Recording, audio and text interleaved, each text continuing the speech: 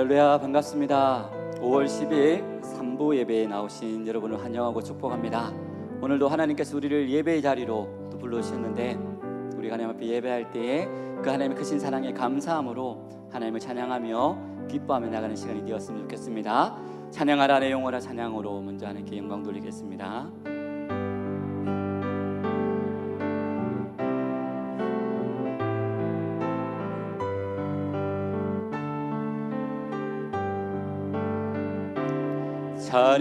찬양하라 내 영혼아 찬양하라 내 영혼아 내 속에 있는 것들아 다 찬양하라 감사하라 내 영혼아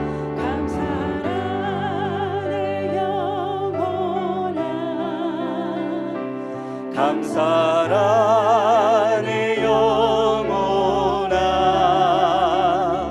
내 속에 있는 것들아 다 감사하라 기뻐하라 내 영혼아 기뻐하라 내 영혼아 기뻐하라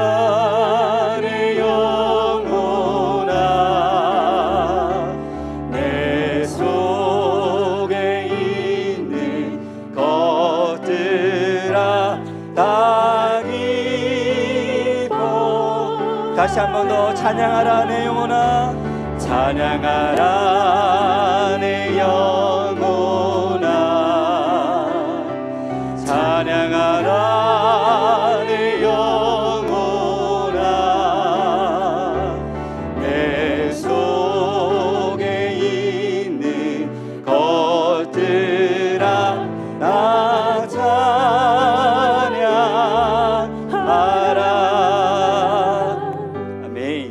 우리가 찬양할 수 있는 이유는 예수님께서 우리의 힘이 되시고 우리의 기쁨이 되시고 우리의 권능이 되시기 때문입니다. 예수님만이 우리의 힘이 되심을 기뻐하며 감사하며 고백했으면 좋겠습니다.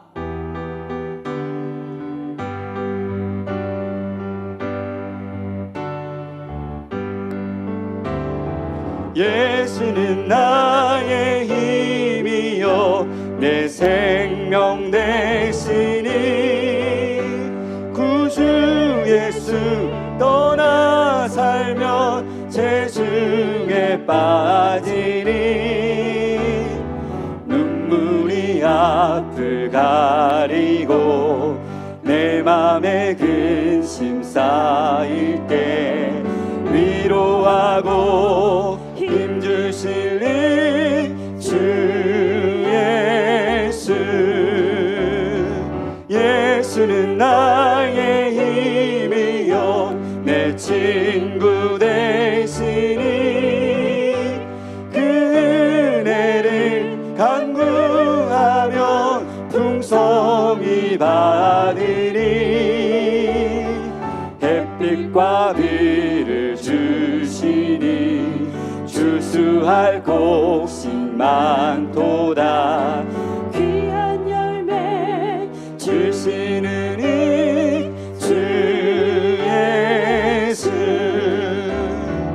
예수는 나의 힘이요 내 기쁨 되시니 그 명령을 준행하여 늘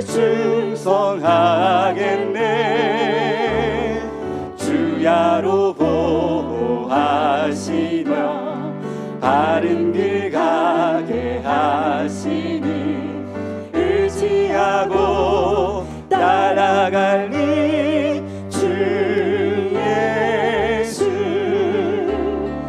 예수는 나의 힘이요 내 소망 되시니 이 세상을 떠나갈 때 곤영생 얻으리 한없는 복을 주시니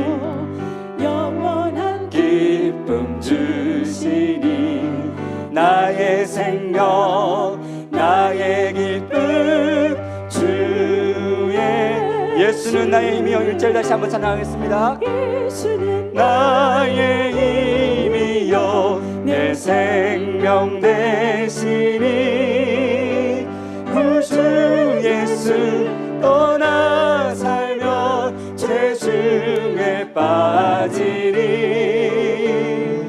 뱃물이 앞을 가리고 내 맘에 근심 쌓일 때 위로하고 힘주시는 주의 4절입니다. 예수는 나의 힘이요 예수는 나의 힘이요 내 소망 되시니 이 세상을 떠나갈 때 고령생 얻으리 한없는 복을 주시고 영원한 기쁨 주시니 나의 생명 나의 기쁨 주 예수.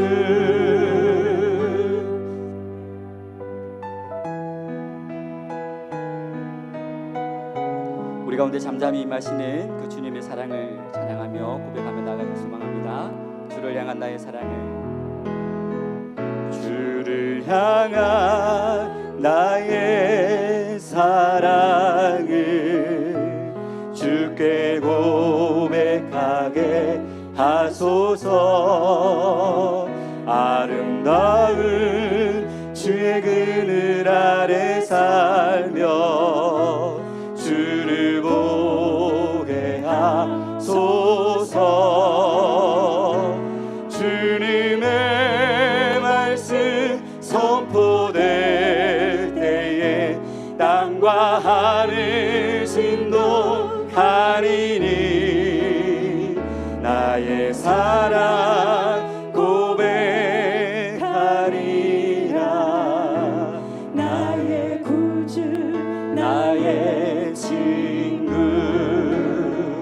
부드러운 주의 속삭임 나의 이름을 부르시네. 주의 능력 주의 영광을 보이사 성령을 부으소서. 메마른 곳 거룩해지도록 내가 주를 찾게 하소서. 내 모든 것 주께 드리리.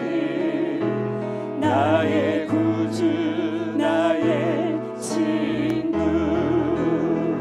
온 마음으로 주를 바라며 나의 사랑 고백하리라. 나를 향한 주님의 그 크신 사랑 간절히 알기 원해. 주의 은혜로 용서하시고 나를 자녀 삼아 주셨네. 나의 사랑 고백하리라. 나의 구주 나의 친. 주님의 말씀 선포될 때에 주님의 말씀 선포될 때에 땅과 하늘 진동하리니 나의 사랑 고백하리라. 나의 구주 나의 친구.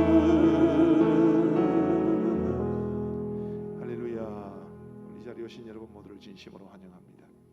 우리 3부 예배 찬송 인도가 강현우 목사님인데, 강현우 목사님 금요일부터 좀 열이 좀 많이 납니다. 요즘은 열나면 자가격리. 그래서 성도들 걱정하지 않도록 우리 오경성 목사님 대신 했는데 잘하시죠? 예. 우리 모든 성도들에게 이 예배를 통해서 하나님이 주시는 크시는 종이 있기를 간절히 소원합니다. 우리 하나님의 말씀을 들으며 주님 앞으로 나아가시겠습니다. 여호와께서 집을 세우지 아니하시면 세우는 자의 수고가 헛되며 여호와께서 성을 지키지 아니하시면 파수꾼의 깨어 있음이 헛되도다. 너희가 일찍 일어나고 늦게 누우며 수고의 떡을 먹음이 헛되도다. 그러므로 여호와께서 그의 사랑하시는 자에게는 잠을 주시는도다. 보라, 자식들은 여호와의 기업이요 태의 열매는 그의 상급이로다. 아멘.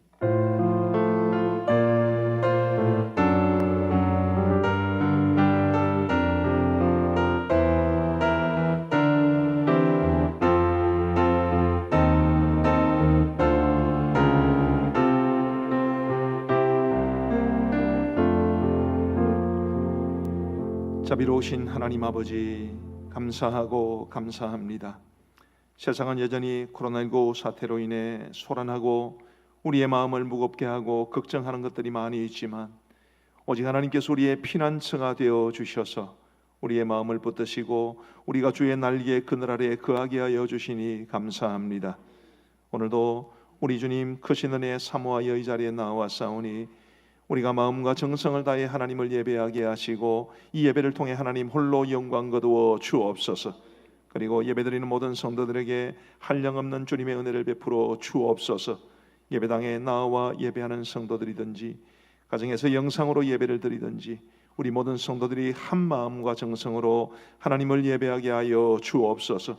시종을 주님이 홀로 주관하여 주시옵고 예배를 위해 섬기는 많은 종들의 섬김의 손길 위에 크시는 종다하여 주옵소서. 우리 구주 예수 그리스도의 이름으로 기도하옵나이다. 아멘. 모두 자리에서 일어나셔서 우리 둘째 주일을 맞아 십계명을 교독하겠습니다. 제가 십계명의 서언을 읽으면 여러분께서 일계명을 읽어주시기를 바랍니다. 하나님이 이 모든 말씀으로 말씀하여 이르시되 나는 너를 애굽 땅 종되었던 집에서 인도해낸 내 하나님 여호와니라. 제1은 너는 나 외에는 다른 신들을 내게 두지 말라. 제2는 너를 위하여 새긴 우상을 만들지 말고 또 위로 하늘에 있는 것이나 아래로 땅에 있는 것이나 땅 아래 물속에 있는 것에 어떤 형상도 만들지 말며 그것들에게 절하지 말며 그것들을 섬기지 말라. 나 내 하나님 여호와는 질투하는 하나님인즉 나를 미워하는 자의 죄를 갚되 아버지로부터 아들에게로 3, 4대까지 이르게 하거니와 나를 사랑하고 내 계명을 지키는 자에게는 1000대까지 은혜를 베푸느니라. 제3은 너는 내 하나님 여호와의 이름을 망령되게 부르지 말라. 여호와는 그의 이름을 망령되게 부르는 자를 죄 없다 하지 아니하리라. 제4는 안식일을 기억하여 거룩하게 지키라. 엿새 동안은 힘써 내 모든 일을 행할 것이나 일곱째 날은 내 하나님 여호와의 안식일인즉 너나 내 아들이나 내 딸이나 내 남종이나 내 여종이나 내 가축이나 내 문 안에 머무는 객이라도 아무 일도 하지 말라. 이는 엿새 동안에 나 여호와가 하늘과 땅과 바다와 그 가운데 모든 것을 만들고 일곱째 날에 쉬었습니다. 그러므로 나 여호와가 안식일을 복되게 하여 그날을 거룩하게 하였느니라. 제5는 내 부모를 공경하라. 그리하면 내 하나님 여호와가 내게 준 땅에서 내 생명이 길리라. 제6은 살인하지 말라. 제7은 간음하지 말라. 제8은 도둑질하지 말라. 제9는 내 이웃에 대하여 거짓 증거하지 말라. 제10은 내 이웃의 집을 탐내지 말라. 내 이웃의 아내나 그의 남종이나 그의 여종이나 그의 소나 그의 낙이나 무릇 내 이웃의 소유를 탐내지 말라. 아멘. 네. 우리 함께 하나님을 찬양하시겠습니다.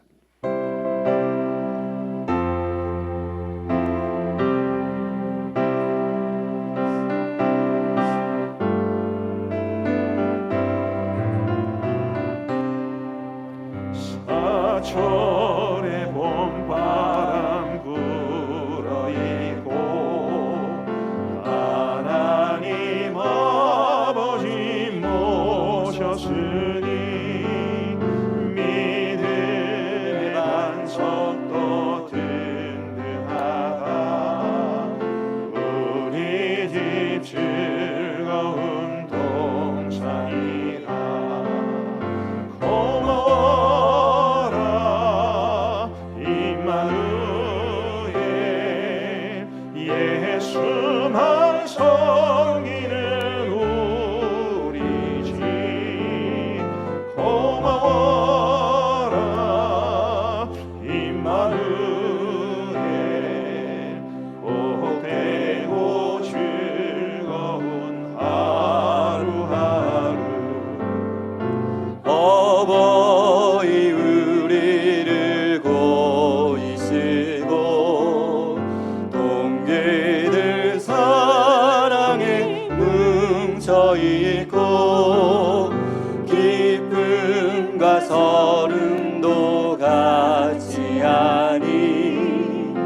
한간의 조가도 천국이라. 고마워라 임마누엘, 예수만 섬기는 우리 집. 고마워라 임마누엘, 복되고 즐거운 하루하루. 아침과 저녁에 수고하여 다 같이 일하는 온 식구가 한 상에 둘러서 먹고 마셔. 여기가 우리의 낙원이라. 고마워라 임마누엘, 예수만 섬기는 우리 집. 고마워라 임마누엘,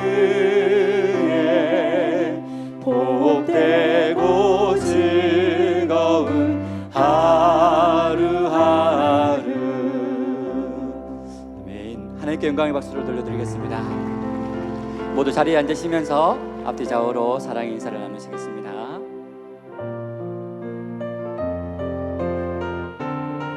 하나님께서 우리를 통해 사실 일들을 기대하면서 기대라는 찬양으로 올려드립니다. 주 안에 우린 하나, 모습은 달라도 예수님 한 분만 바라네. 사랑과 선행으로 서로를 격려해 따스함으로 보듬어가리. 주님 우리 안에 함께 하시니 형제 자매의 기쁨과 슬픔 느끼네. 내 안에 있는 주님 모습 보네. 그분 기뻐하시네.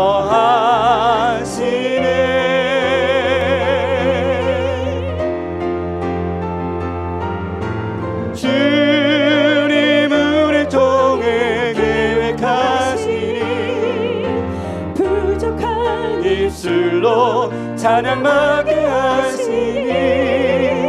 주님 우리를 통해 계획하시니 너를 통해 하실 길에. 주님 우리를 통해 계획하시니. 주님 우리를 통해 계획하시니 부족한 입술로 찬양하게 하시니. 주님 우리를 통해 계획하시니 너를 통해 하실 일이네. 아멘. 이 시간에 김태원 장로님 나오셔서 예배를 위해서 기도 인도해 주시겠습니다. 자비하신 아버지 하나님, 아무것도 염려하지 말고 너희 구할 것을 감사함으로 하나님께 아뢰라고 말씀해 주신 것을 감사합니다.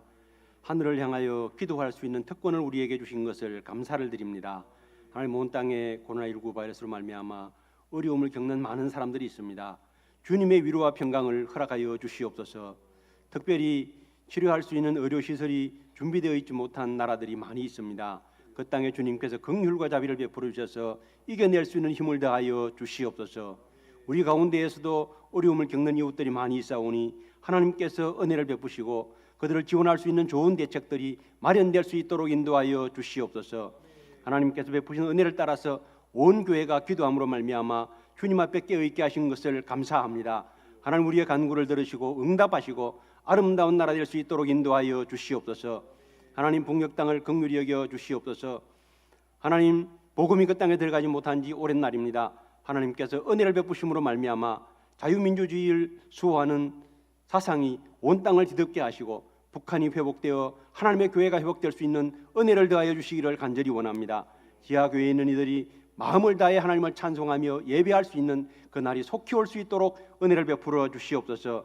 하나님, 5월에 가정의 달을 맞습니다. 하나님께서 은혜를 베풀어 주셔서 어버이 된 사람들은 자녀들을 깊이 사랑하게 하시고 자녀된 이들은 아버지를 존경하며 따를 수 있도록 인도하여 주시옵소서.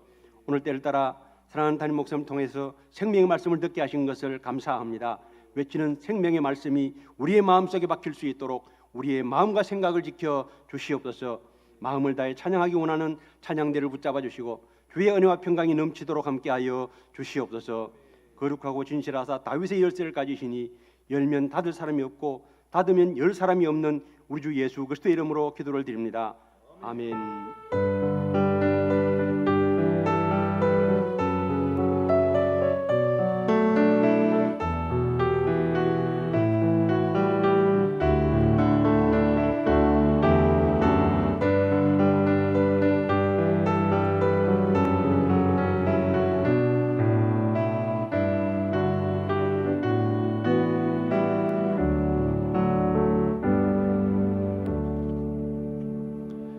감사합니다. 이제 교회 소식을 함께 나누겠습니다. 오늘은 어버이 주일이고요.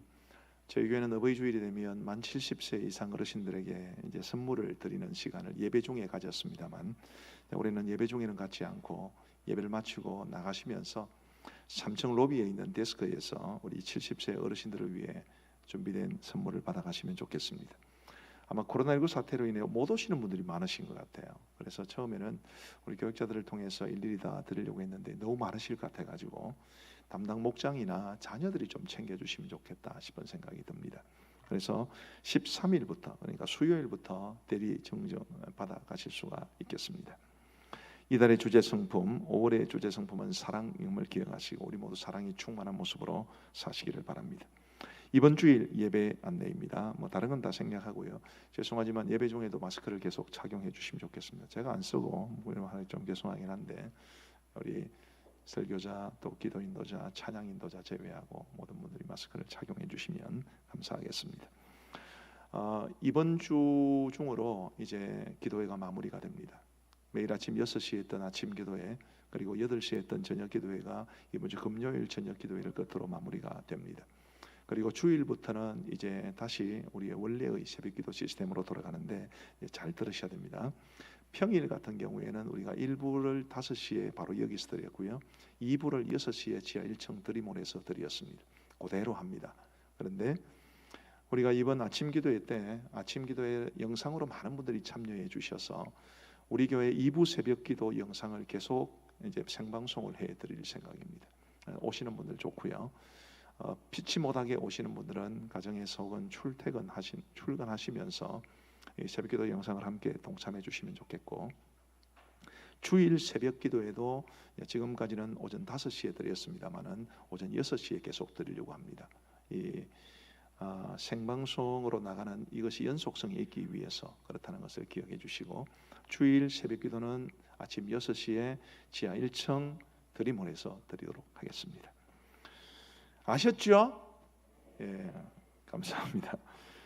예, 코로나19 성금 현재 207명의 성도가 2,310만 원을 헌금해 주셨고 현재까지 1,860만 원이 집행이 됐고, 그리고 이제 남은 금액을 가지고 우리 파송 선교사님들에게 좀 드리고 이렇게 다 정리를 할 생각입니다. 그래서 코로나19 성금과 관련된 광고는 오늘까지만 말씀을 드리도록 하겠습니다. 경남 인권보장 조례 폐지 청구 서명인데요. 이거 조금 설명이 필요할 것 같습니다. 지금 이제 경남 인권보장 조례라는 것이 이제 지금 통과가 됐죠. 이것을 폐지하는 그런 청구를 하겠다는 뜻인데, 사실 교회가 누구보다도 인권의 사각지대에 놓여 있는 분들을 돌보아야 되는 그런 상황입니다. 동성애자도 교회가 품어야 되죠. 이슬람도 사랑을 해야 됩니다. 그런데 지금 이제 우리가 염려를 하는 것은, 자, 동성애자를 품어야 되는데 동성애가 잘못된 것이다, 반성경적인 것이다, 죄다, 이것을 가르치면 불법적인 죄를 범하게 되는, 이것은 막아야 되지 않겠습니까? 핵심은 그것입니다. 이슬람 사람들을 혹은 이단들을 우리가 사랑하고 품어야 되죠. 그리고 그들이 회개하고 돌아오기를 기다리고 사모해야 합니다. 근데 이단을 이단으로 하는 것이 법적으로 저촉되는 것은 막아야 되지 않겠습니까? 우리 교회는 예전에 어린이집이 있었습니다만 지금 불가피하게 중단하고 있는데, 교회에서 어린이집을 가지고 있는데 교회에서 이제 예를 들어서 차별금지법 같은 게 통과가 되면 교회 어린이집에서 동성애를 가르쳐야 되고 그리고 이슬람을 가르쳐야 되는, 이거는 막아야 되지 않겠습니까? 핵심은 그것입니다. 지금 이 경남인권보장 조례가 좋은 것도 많이 담고 있습니다. 저는 사회에서 정말 소외된 사람들을 위해서 이렇게 노력해 주는 것에 대해서 고마운 마음도 많습니다. 그러나 이런 독소 조항들 때문에 우리가 결코 찬성하지 못하는 것임을 말씀을 드리고 싶고요. 지금 여러분들이 이제 가지고 있는 주보에 삽지가 되어 있습니다. 혹시 정치적인 성향이 달라서 참여하기를 꺼려하시는 분들은 안 하시면 됩니다. 근데 이제 우리가 말씀드린 것처럼 인권적으로 소외되고 있는 사람들을 도와야 되는 것은 분명한데, 그러나 그렇다고 해서 그것을 차별금지법 같은 법으로 금지를 하는 것은 굉장히 우리로서는 위험천만한 일이라고 생각을 합니다. 근데 이게 이 청구 인명부를 작성하는 게 굉장히 어려워요. 우선은 이 한 용지에 여러 명의 이름을 기록할 수는 있습니다만은 다른 동에 계시는 분들이 이것에 들어오시면 안 됩니다. 그래서 가급적이면 한 사람이 한 장에 기록해 주는 게 좋습니다. 가족들은 같이 기록해도 됩니다. 근데 가족들이 기록할 때도 이제 선거권이 있는 분들만 기록하셔야 됩니다. 예를 들면 고3이라도 선거권이 있는 학생이 있고 없는 학생이 있겠죠. 없는 학생은 해당이 안 됩니다. 그래서 선거권이 있는 분들만 기록을 하시는데 주소를 주민등록에 있는 그대로 적어야 됩니다. 아주 까다롭더라고요. 주민등록증에 있는 그대로 적어주시면 좋겠고, 제일 먼저 이제 성명이 있고요. 그 다음에 주소가 생년월일 주소 다 주민등록증에 있는 그대로입니다. 그 다음에 서명 또는 날인이 있는데 이 날인도 사인하시면 안 됩니다. 자기 이름을 또박또박 분명하게 기록을 해 주셔야 됩니다. 그리고 서명일 오늘 날짜 적어주시면 되고, 이것을 마치고 나가실 때 안내석에 제출해 주시면 되겠습니다. 정치적인 성향을 띠지 않으려고 합니다. 정치적인 것이 아니라 기독교 신앙과 관계된 것이고, 우리가 정말 이 세상의 소수인권자들, 그들을 긍휼히 여기는 마음 우리 분명히 가져야 되고, 실제로 교회들도 잘하고 있습니다. 예를 들면 이제 관에서 운영하는 것이 아니라 이 민간에서 운영하는 사회봉사 단체의 상당수가 기독교인들이고, 그리고 헌혈이라든지 장기기증도 절대 다수가 기독교인들입니다. 잘하고 있는데 더 열심히 해야 될 것은 분명하고요. 대신 법적으로 동성애가 죄다라는 걸 말하는 것을 위법한 것으로 몰아갈 수 있도록 그렇게 하기는 어렵다. 사실은 이 경남 인권 보장 조례 같은 것은 큰 문제가 없는데 이제 이것이 차별금지법으로 가는 중간 단계가 아닌가라는 그런 염려를 하고 있기 때문에 이런 일들을 하고 있는 것입니다. 많은 분들이 동참해 주시면 감사하겠습니다. 광고를 계속 드리겠습니다. 교우 소식입니다. 오늘 1부 예배 때 김동현 목사님 가정의 딸 소은이가 유아 세례를 받았고요. 또 2부 때는 포도나무 목장의 김슬지, 최은지 성도님의 아들 수호가 유아 세례를 받았습니다. 출산 소식입니다. 샛별 목장의 백승민, 박민희 성도님이 가정에 딸을 얻으신 것 축하드리고요. 이사 소식이 많습니다. 임건희 장로님, 박미애 권사님, 그리고 김슬지, 최은지 성도님, 그리고 안창원, 장윤정 성도님 각각 이사를 하셨습니다. 우리 축하가 필요한 가정에 많이 축하해 주시고, 기도가 필요한 가정에 많이 기도해 주시고, 또 격려할 가정은 격려해 주시면 좋겠습니다. 드림과 나눔 소식입니다. 우리 전통 11 목장의 정현식 은퇴 장로님께서 아들 결혼을 감사해서 꽃꽂이로 헌물해 주셨는데, 아들 결혼을 이미 몇 달 전에 했습니다만 그동안 코로나 때문에 그런 기회를 얻지 못하다가 오늘 해주셔서 굉장히 감사하게 생각을 합니다. 사랑의 식사로 섬겨주신 분들 감사합니다. 지금은 공동 식사는 우리가 하지 못하는데 이 사랑의 식사 헌금으로 우리 어려움에 처한 성도들을 돕는 일에 용인하게 쓰도록 하겠습니다. 우리 함께 찬송가 317장 1절 부르면서 헌금을 봉헌하겠습니다.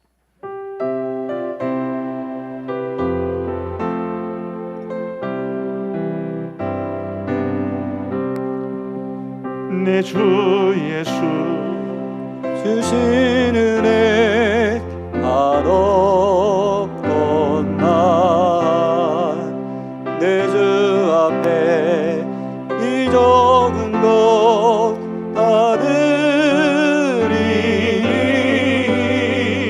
주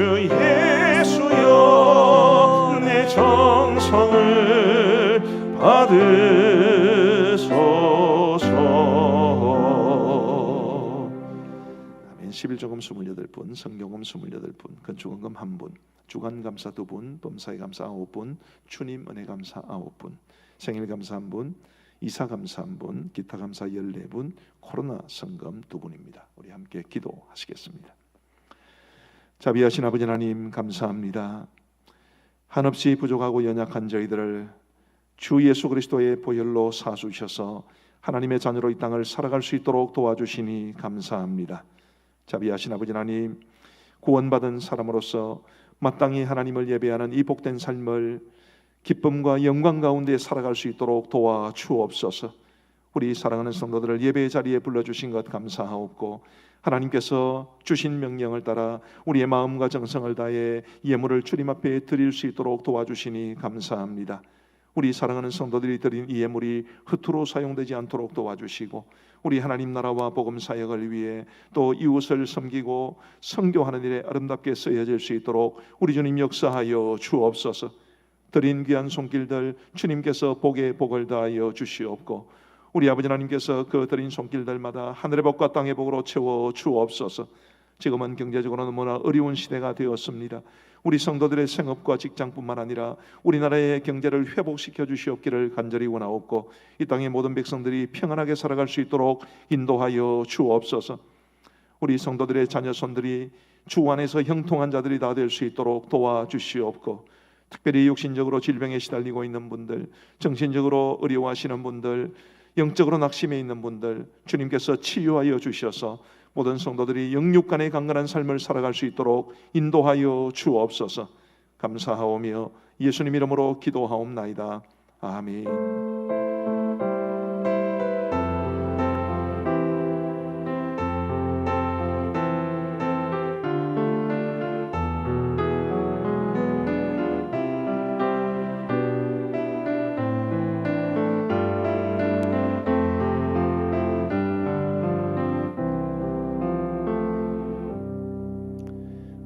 하나님께서 주시는 말씀은 시편 128편 말씀입니다. 시편 128편 3절과 4절 말씀.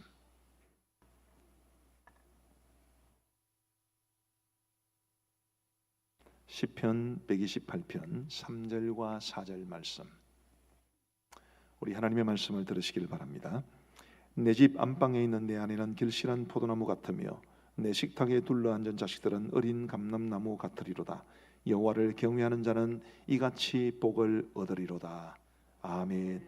우리 시온 찬양대에서 찬양으로 하나님 앞에 영광 돌려드리겠습니다.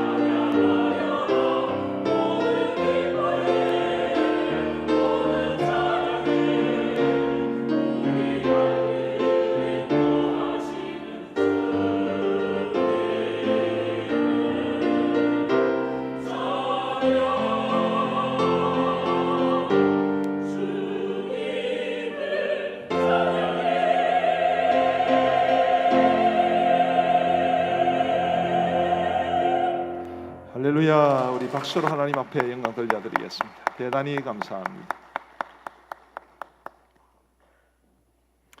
오늘은 어버이 주일을 맞아 아버지에 관한 주제로 말씀을 전하고자 합니다. 저에게도 아버지가 계시고요. 그리고 저도 이래봬도 두 딸의 아버지입니다. 여러분에게도 아버지가 계시겠지요. 아버지가 돌아가신 분은 계셔도 아버지 없이 태어나신 분은 한 분도 없을 겁니다. 여러분에게 있어서 여러분의 아버지는 어떤 분이셨습니까? 이 자리에 있는 아버지들도 많이 계신데 여러분들은 여러분들의 자녀들에게 어떤 아버지로 비춰지겠습니까? 저는 오늘 존중하는 아버지, 존경받는 아버지라는 제목으로 말씀을 전하고자 합니다. 사실은 원래 정한 제목이 너무 길어가지고 좀 줄여서 이렇게 됐는데요. 원래 제목은 가족들을 존중하는 아버지, 가족들로부터 존경받는 아버지입니다. 이 땅의 모든 아버지들이 가족을 깊이 존중하고 그럼으로써 가족들로부터 존경을 받는 그런 아버지가 되기를 바라는 마음으로 이 말씀을 전합니다. 오늘 설교는 크게 두 부분으로 구분되었어요. 앞부분에는 아버지에 대해서 상처가 있거나 아버지에 대한 부정적인 기억이 많은 분들에게 드리는 메시지고, 그리고 후반부는 아버지들에게 드리는 말씀입니다. 먼저 아버지에 대해서 못마땅하게 생각하는 분들에게 드리는 말씀입니다. 그분들에게 이렇게 말씀드리고 싶습니다. 아버지를 이해할 수 있게 되기를 바랍니다. 생각보다 아버지에 대한 상처가 많은 분들이 많습니다. 심지어 도무지 아버지를 받아들일 수 없다고 말하는 분도 계시고 아버지를 용서할 수 없다고 말하는 분들도 계십니다. 그런 분들에게 간곡하게 당부하기를 아버지를 이해해 달라고, 특별히 아버지라는 이름이 가진 그 무게를 이해해 주기를 바라는 마음 간절합니다. 언제 한번 한 청년과 이야기를 나누게 되었습니다. 그 청년 역시 아버지에 대한 분노가 굉장히 많았습니다. 아버지는 교회 집사님이었으나 술을 많이 마셨고 돈을 많이 벌어오지 못해 그 가정이 경제적으로 어려웠습니다. 그리고 가족들과 대화도 거의 나누지를 않았습니다. 그 청년과 한참 대화를 나누면서 그 청년이 아버지에 대해서 가지고 있는 그런 원망과 분노의 마음을 충분히 이해할 수는 있었으나 한편으로는 그 청년에게 내가 그 청년의 아버지를 자세히 알지는 못하지만 그 아버지의 입장에서 아버지에 대한 이야기를 좀 해주고 싶었습니다. 이제부터 말씀드릴 내용이 제가 그 친구에게 이야기해 주었던 그런 내용의 일부입니다. 세상 대부분의 아버지들에게는 가족들에 대해서 책임을 다해야 된다는 생각, 가족들을 좀 더 행복하고 넉넉하게 살게 해 주어야 된다는 그런 마음들이 다 있습니다. 그런데 현실이 만만치 않죠. 그래서 원하는 대로 가족들에게 잘해주지 못할 때 그게 죄책감이 되고 그게 마치 비수처럼 아버지의 마음에 꽂히는 법입니다. 가족들에게 경제적으로 여유 있게 해주지 못하는 대신 다른 쪽으로도 잘해주면 좋지 않겠는가? 예를 들면 따뜻하게 사는 식구들을 대해주고 웃어주고 그러면 좋겠다고 생각합니다만은 그게 말처럼 쉬운 게 아닙니다. 아버지는 가족들 보기를 미안해하고 그래서 가족들과 대화를 나누는 것조차 힘들어할 때가 많이 있습니다. 자녀들은 가정의 경제적인 여유가 별로 없고 부모로부터 충분한 뒷바라지를 받지 못한다고 생각을 했을 때에 자녀들에게 잘해주는 다른 가정의 부모들과 종종 비교하면서 부모를 원망하기도 합니다만은, 근데 실상 자녀들에게 잘해주는 그런 가정과 비교를 가장 많이 하는 사람은 바로 부모 자신입니다. 또 그만큼 잘해주지 못하는 것에 대해서 늘 미안한 마음을 가지고 살아가지요. 아버지는 어머니하고는 또 다른 것 같습니다. 아버지는 자녀들의 혹은 가정의 이 경제적인 부분에 대해서 책임을 지지 못할 때 더 큰 죄책감을 느낍니다. 그리고 일반적으로 어머니가 자녀들하고 대화가 잘 되는 대신 아버지들은 그것도 쉽지가 않습니다. 그러니 괴로움은 더 쌓여가고 아버지는 가정에서도 자기 자리를 찾지 못하고 외로워할 때가 많습니다. 안 믿는 사람들이나 믿음이 연약한 사람들은 술로 그 괴로움을 이기기도 하지만 신앙이 좋은 신실한 분들은 그것조차 하지 못합니다. 아버지라는 이름이 주는 무게감은 상당합니다. 많은 아버지들이 가족들의 기대를 채워주지 못하는 것에 대해서, 자신이 가족들에게 원하는 만큼 해주지 못하는 것에 대해서, 그런 무능력에 대해서 괴로워합니다. 그 괴로움으로 인해, 그 미안한 마음으로 인해 아버지들은 대부분 가족들을 퉁명스럽게 대합니다. 자상하게 대할 수 있는 자신감이 없는 거지요. 그럴수록 가족들에게 더 멀어진다는 것을 모르는 바는 아닙니다만은 그것을 극복할 수 있는 내면의 힘이 없는 경우가 많이 있습니다. 자녀들에게 미안하다, 아빠가 못나서 라고 말할 수 있는 용기조차도 없는 경우가 많습니다.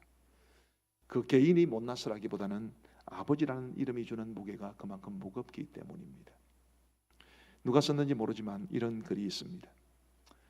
우리 집엔 자정이 다 되어서야 들어오는 무섬 하나 있습니다. 그런 자기를 무척 닮은 아이들의 잠자리를 살펴주고는 지친 몸을 방바닥에 부립니다. 아침 그런 덜 깬 눈을 부비며 우리 형제를 학교라는 곳까지 데려다주고 흐름한 지갑 속에서 몇 장 안 되는 구겨진 종이돈을 살점처럼 떼어줍니다. 그리고 그는 일자리로 가서 개미처럼 밥알을 모으며 땀을 흘립니다. 그러기를 20여 년, 지칠 때도 되었는데 이제는 힘 붙일 때도 되었는데 오늘도 그는 작은 체구에 축 처진 어깨를 툭툭 털고는 우리에게 주름진 웃음을 보이지만 무슨 생활 너무 힘겹고 서러울 때 우리에게 이따금씩 들키는 눈물 방울, 그 속에 파들파들 별처럼 들고 있는 남은 가족의 눈망울들, 그 모습을 우리는 아버지라 부릅니다. 모르긴 해도 이 자리에도 아버지에 대한 상처가 많은 분들이 계실 겁니다.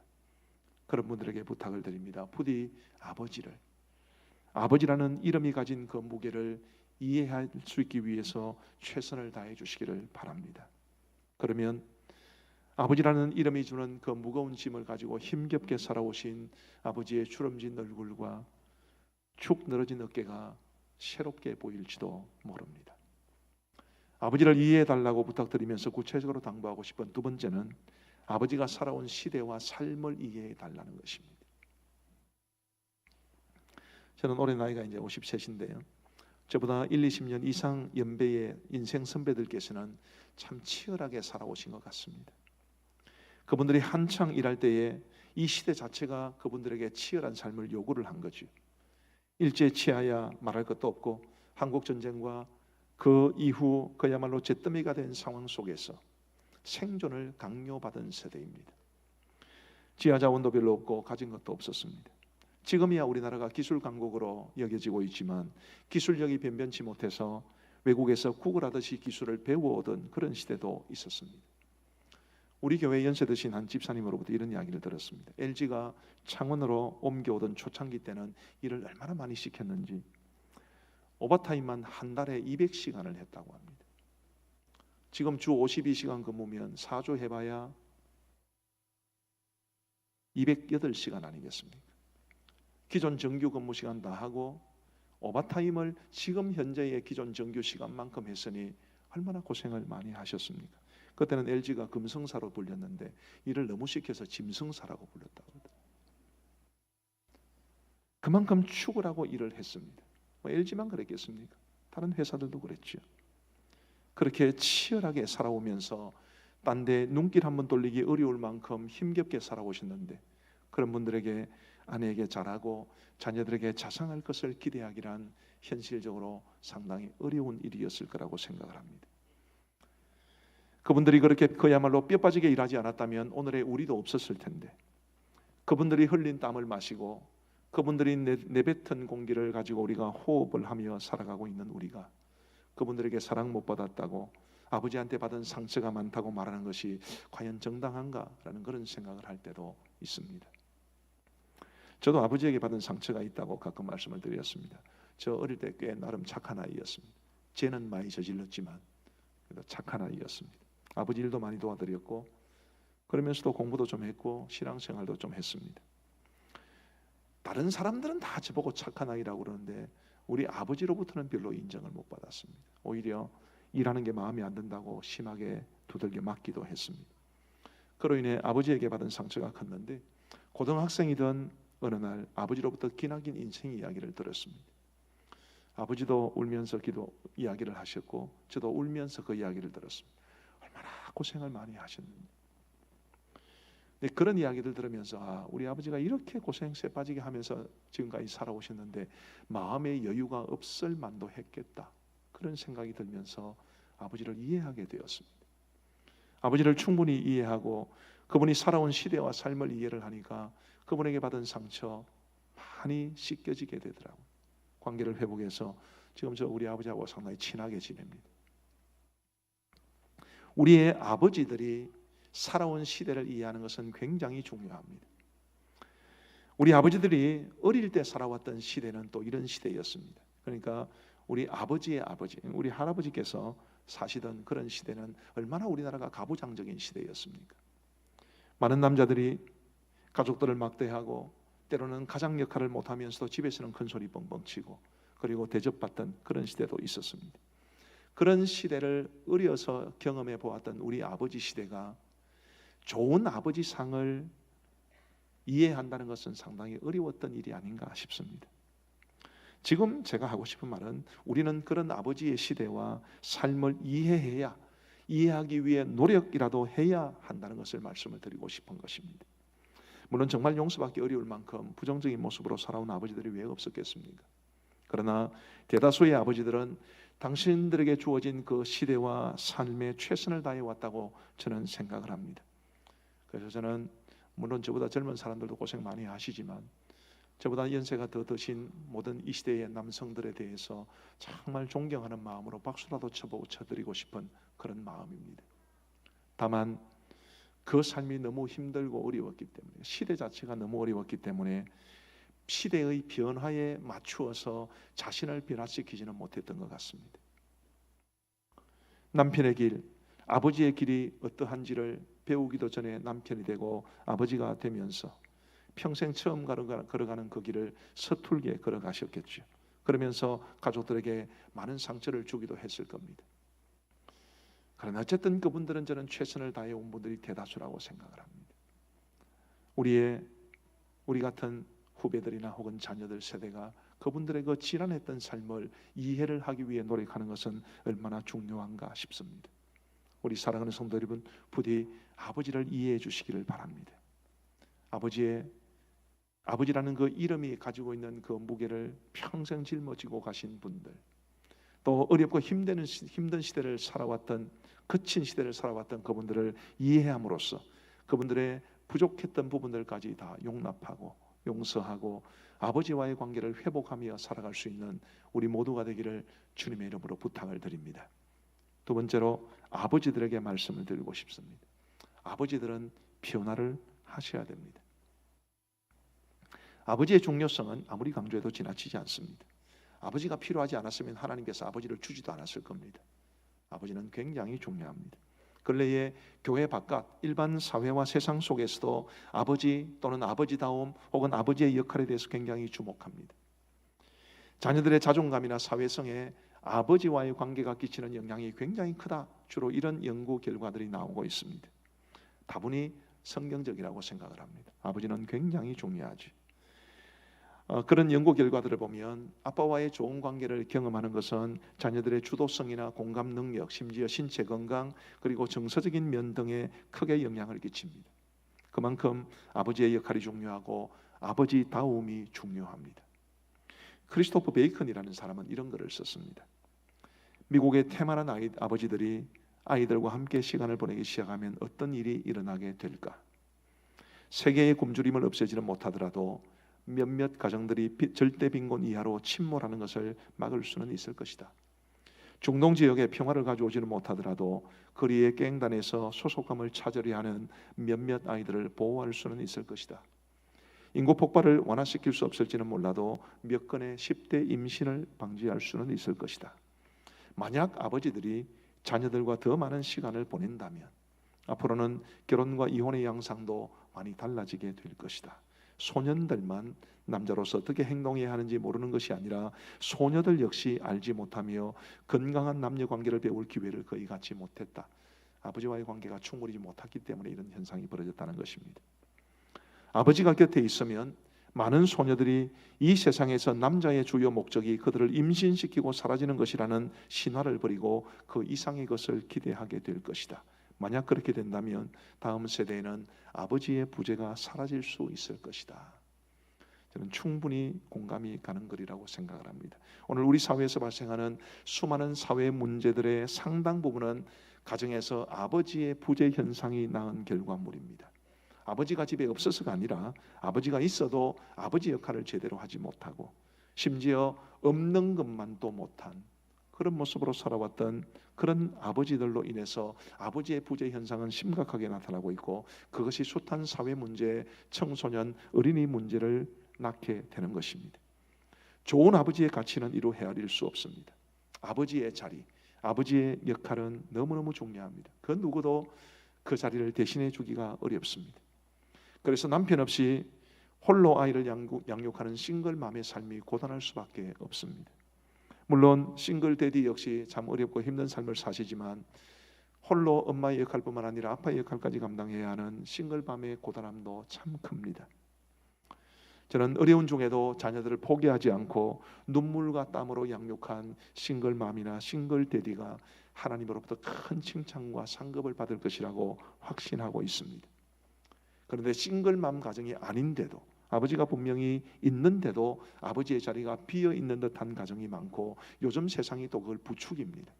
여러분 혹시 이런 말 들어보셨습니까? 아이를 잘 키우려면 혹은 아이를 대학을 잘 보내면 필요한 것이 있는데 할아버지의 경제력, 엄마의 정보력, 아빠의 무관심. 왜 아빠의 무관심이라고 그럴까요? 아빠를 아빠의 자리에서 몰아내는 것 아닙니까? 아버지의 부재 현상을 부추기는 거죠. 안타깝게도 이런 방식으로 오늘날 많은 가정에서 아버지의 자리가 흔들리고 있습니다. 아예 아버지의 자리가 보이지도 않는 가정도 많습니다. 참으로 불행한 일이죠. 우리 사랑하는 아버지 여러분, 우리는 아버지의 자리를 찾아야 합니다. 지금 제가 여러분들에게 선동질을 하는 것이 아닙니다. 이연사 이렇게 말하는 게 아닙니다. 아버지의 자리를 찾아야 돼요. 어떻게 찾을 수 있습니까? 오늘 이 예배를 마치고 집에 돌아가셔서 아내와 아이들을 앉혀놓고 들었지? 그렇게 말해서 될 것이 아닙니다. 돈을 많이 벌어준다고 해서 되는 일도 아닙니다. 성경적으로 아버지의 자리를 찾는 길은 오늘 본문에서도 말해주고 있습니다. 우리 3절을 같이 한번 읽어보십시다. 3절 시작. 내 집 안방에 있는 내 아내는 결실한 포도나무 같으며 내 식탁에 둘러앉은 자식들은 어린 감람나무 같으리로다. 아멘. 저는 이 말씀에서 남편이 혹은 아버지가 가족을 어떻게 존중해야 되는지, 또 그것이 얼마나 중요한지, 결국 그것이 아버지의 자리를 찾는 것으로 어떻게 이어지는지를 발견할 수 있다고 생각을 합니다. 두 가지를 말씀을 드릴 텐데, 첫 번째로 남편은 아내를 존중해야 합니다. 오늘 본문에 보면 내 집 안방에 있는 내 아내라 이렇게 말하고 있습니다. 아내가 부엌에 있지 않고 안방에 있다는 것은 존중받는다는 것을 뜻하죠. 남편이 아내를 충분히 존중해주면 어떻게 됩니까? 내 집 안방에 있는 아내는 결실한 포도나무 같으며. 이스라엘에서 포도나무는 굉장히 중요한 유실수입니다. 근데 그 포도나무가 아주 아름다운 포도송이가 주렁주렁 매달려 있으면 얼마나 아름다운 그림이겠습니까? 이처럼 남편으로부터 존중받는 아내는 행복하지, 넉넉함이 넘칩니다. 아버지의 자리를 찾는 데는 아내를 존중하는 데서부터 시작됩니다. 지난주에도 말씀을 드렸습니다만 사랑하는데 일방적인 경우가 많아요. 사랑하는데 존중은 하지 않는 경우가 많습니다. 그것은 올바른 사랑이라고 말할 수 없습니다. 레미제라블의 제자이기도 한 프랑스의 대문호 빅토르 위고는 이런 말을 한 적이 있습니다. 인생에서 가장 큰 행복은 우리가 사랑받고 있다는 확신이다. 내가 사랑받고 있다는 확신을 가질 때 사람은 가장 행복합니다. 그런데 남편이 만약에 제가 저희 아내에게 이분을 맨날 사랑한다고 말하는데 존중해 주지 않습니다. 그러면 아내는 사랑받고 있다는 확신을 가질 수 있나요? 그러기가 어렵습니다. 아내가 자신의 남편이 자기를 존중해 준다는 확신을 가질 때 아내는 아내가 사랑받고 있다는 것을 확신하게 되고, 그래서 아내가 행복하고 그 행복이 남편의 자리를 찾게 합니다. 지난 월요일 날 저희 집사람과 함께 천주산에 올라갔습니다. 정상에 올라가 보니까 천주산 정상을 알리는 표지석 바로 그 앞에서 두부 남녀가 있더라고요. 제가 보기에 저보다 몇 살 많아 보였습니다.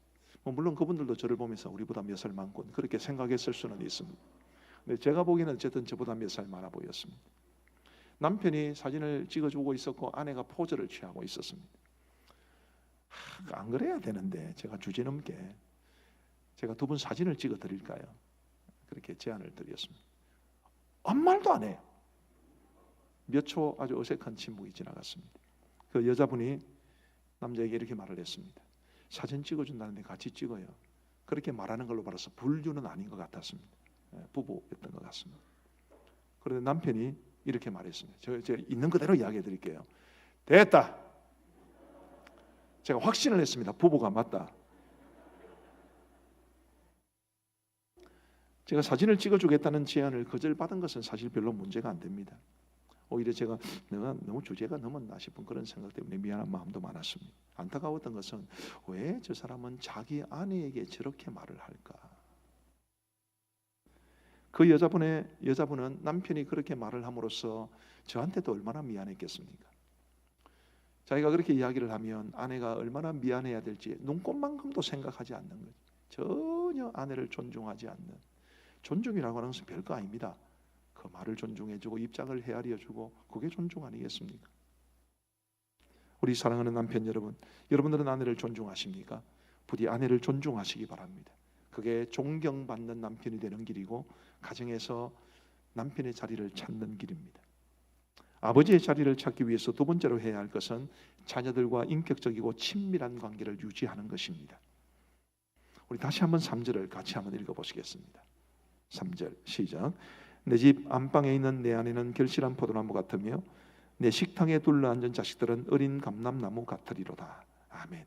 내 식탁에 둘러앉은 자식들은 어린 감람나무 같다. 식탁에 부모와 자녀가 함께 둘러앉아 있다는 것은 아주 친밀한 관계가 있다는 뜻이죠.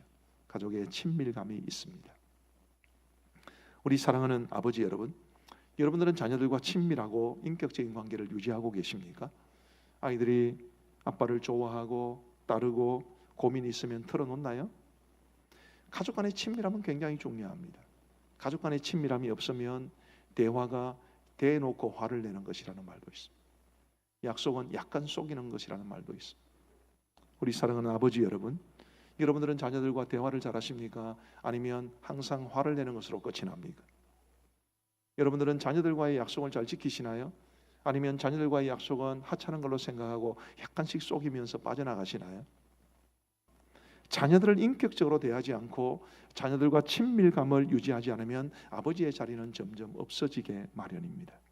그러면 아버지만 불행한 것이 아니라 가족들 모두가 불행해집니다. 아버지가 자녀들을 인격적으로 대해주면 자녀들은 뭐 같다고 했습니까? 어린 감람나무 같으리로다. 이 감람나무는 올리브 나무를 가리키는데 이 올리브 나무는 굉장히 느리게 자랍니다. 한번 심으면 첫 열매를 따기까지 한 7년 정도는 걸립니다. 그리고 제대로 된 수확을 얻기까지는 15년 정도 걸립니다. 그런데 그 이상 지나면 아주 오랫동안 열매를 땁니다. 수백 년 동안 땁니다. 우리 예수님께서 잡히셨던 겟세마네 동산이 있는 곳이 감람산이죠. 그 감람산에는 지금도 이 올리브 나무가 있는데 수령은 2000년 정도로 짐작을 합니다. 그만큼 오래 살고 많은 열매를 낼 수 있습니다. 어릴 때는 전혀 별로 얻는 게 없습니다. 참아줘야 되고 기다려줘야 되고. 그런데 크면 어마어마한 잠재력을 발휘할 수 있을 겁니다. 아버지와의 인격적인 관계를 누리면서 자라난 자녀들을 이렇게 묘사한 이유가 있습니다. 자녀들이 아버지로부터 배워야 할 것을 배워야 되죠. 사람 살아가는 도리를 배워야 되고 권위에 대해서 바른 자세를 가져야 될 것을 배워야 하고 아버지만이 가르쳐 줄 수 있는 것들을 배워야 합니다. 그럼으로써 그 자녀들이 정말 멋진, 한편으로 아버지에게 배우면서도 아버지로부터 인격적인 대우를 받고 아버지와의 친밀한 관계 속에서 그들의 인격과 정서가 더욱더 성장할 수 있는 그런 모습이 됨으로써 이 사회와 하나님 나라의 큰 역할을 감당할 수 있는 복된 자녀들로 성장해 갈 수 있을 겁니다. 그러므로 우리 사랑하시는 아버지 여러분, 부디 자녀들과 인격적이고 친밀한 관계를 유지하며 사시기를 바랍니다. 그게 다 사는 길입니다. 안 되면 다 어려워집니다. 아버지는 변해야 합니다. 아버지는 가정에서 자신의 자리를 찾아야 합니다. 그러기 위해서는 아내를 존중해야 되고 그리고 자녀들과 인격적이고 친밀한 관계를 유지해야 합니다. 여기서 한 가지를 더 덧붙이고 싶습니다. 그것은 바로 남편이 좋은 남편이 되고 또 좋은 아버지가 되게 하기 위해서 아내의 역할도 필요하고 중요하다는 사실입니다. 남편 기살리기 10계명이라는 글을 읽어본 적이 있습니다. 구미에 있는 한 회사의 부녀회가 만들어낸 것이라고 그러는데 그 내용이 이렇습니다. 남의 남편과 비교하지 않는다. 아내의 입장에서 말하는 것입니다. 아침을 반드시 먹고 출근하도록 한다. 아이들에게 아빠의 훌륭한 점을 자주 얘기한다. 남편에게 용돈을 충분히 준다. 당신이 최고야. 당신은 능력이 있어 등의 칭찬을 하루에 한 번 이상 한다. 시댁 식구들에게 잘한다. 남편 퇴근 시간에 집을 비우지 않는다. 남편과 함께 있을 때는 웃는 얼굴로 대한다. 남편을 예의 바른 자세로 대한다. 옷을 항상 깨끗이 준비한다. 내용에는 없지만 11번째 떽떽거리지 않는다. 모르겠어요. 이 남편 기살리기 10계명이라는 글을 만든 사람들도 자기 남편에게 이렇게 하고 있는지는 잘 모르겠습니다. 그런데 아내가 이렇게 하면 그 남편 정말 좋은 남편 될 것 같지 않습니까? 좋은 아버지가 될 것 같지 않습니까? 가족 간의 관계는 굉장히 역학적으로 얽혀 있습니다. 가장이 좋은 가장이 되는 일은 혼자만이 할 수 있는 것이 아닙니다. 가족들이 다 도와야 되고, 자녀들이 아름답게 크는 것은 절대로 혼자 되는 것이 아닙니다. 가족들이 다 함께 해야 되고, 좋은 아내가 되는 것도 혼자 할 수 있는 것이 아닙니다. 아버지가 좋은 아버지로서 가정에서 자리를 당당하게 차지하면서 가족들에게 선한 영향력을 끼치기 위해서는 아내의 역할도 굉장히 중요합니다. 우리 사랑하는 아내 여러분, 부디 남편을 존귀하게 여기고 잘 섬기고 잘 세워주셔서 여러분들의 남편이 가정에서 아버지의 자리를 든든히 지키는 좋은 아버지가 될 수 있게 되기를 간절히 소원합니다. 이제 말씀을 마무리하면서 우리 4절 말씀을 같이 한번 읽어보시면 좋겠습니다. 같이 읽겠습니다. 시작. 여호와를 경외하는 자는 이같이 복을 얻으리로다. 아멘. 3절에 이어서 4절이 나오는데 여호와를 경외하는 자는 이같이 복을 얻으리로다라는 것은 여호와를 경외하는 사람은 3절처럼 살아가야 된다는 것을 뜻하고 3절처럼 살아가면 하나님께 주시는 복, 아내가 결실한 포도나무 같고 자녀들이 어린 감람나무 같은 복을 받게 될 것을 말해주는 것입니다.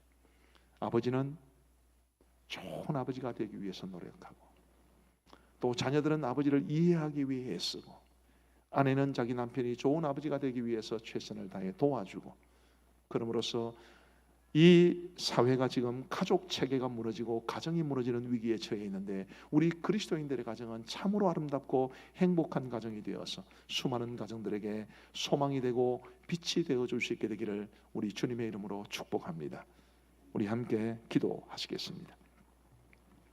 여러분들이 처한 상황이 다 다르고 여러분들의 가정의 형편이 다 다르기 때문에 이 말씀을 받는 것도 다 다르게 받았을 겁니다. 어떤 깨달음이 있거나 교훈이 있거나 혹은 도전이 있거나 은혜가 되었으면 그것을 붙잡고 기도하시면 좋겠습니다. 특별히 2가지 주제를 말씀드렸죠.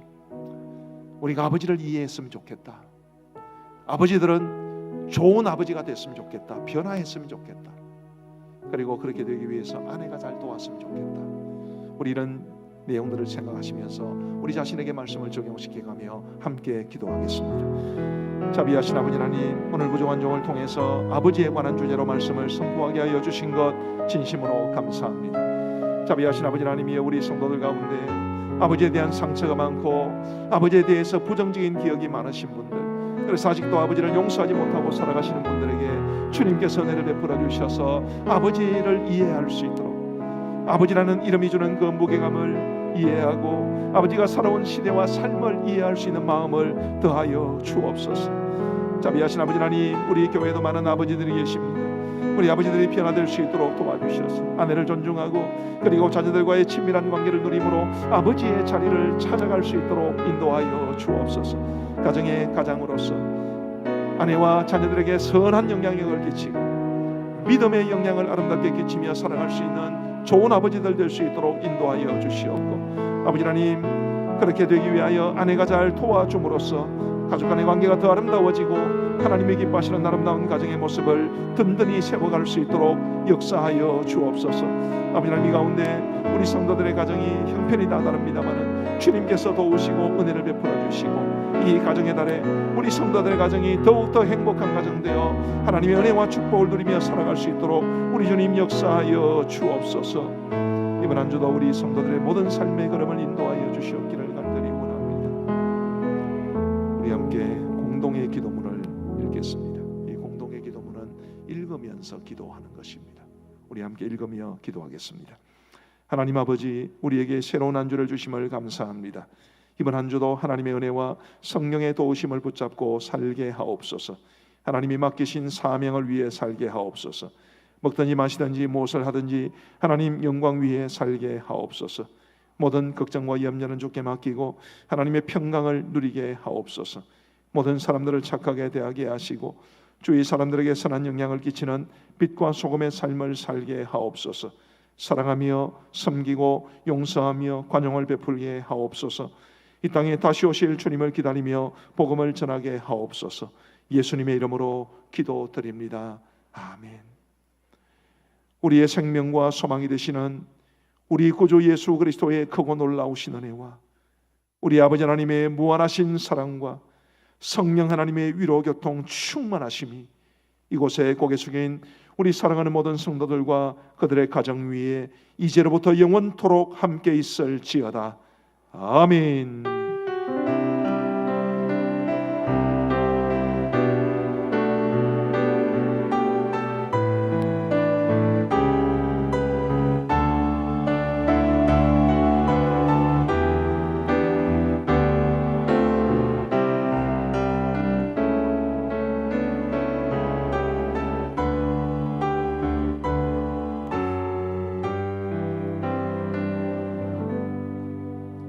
예배를 마쳤습니다. 모두 자리에서 일어나셔서 배송으로 찬양 드리겠습니다.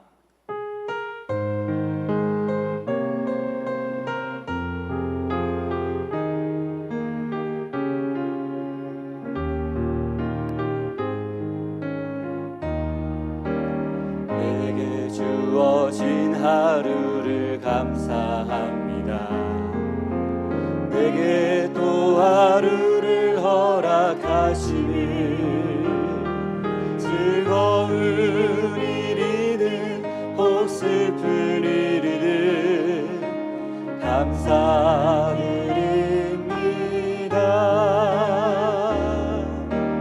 비록 이 하루가 나를 울린다 해도 원망에만 품지 않을 이유는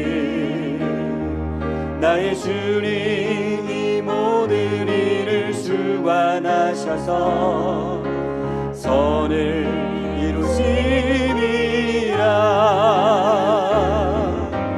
이 하루도 평안롭게 하소서. 이 하루도 강건하게 하소서. 험한 폭풍이 몰아치는 중에도 평강을 누리게 하소서. 이 하루도 성실하게 하소서. 이 하루도 순종하게 하소서. 나의 마음을 아프게 만드는 이들에게 은총을 베풀게 하소서. 축복을 베풀게 하소서. 한 주간도 승리하십시오.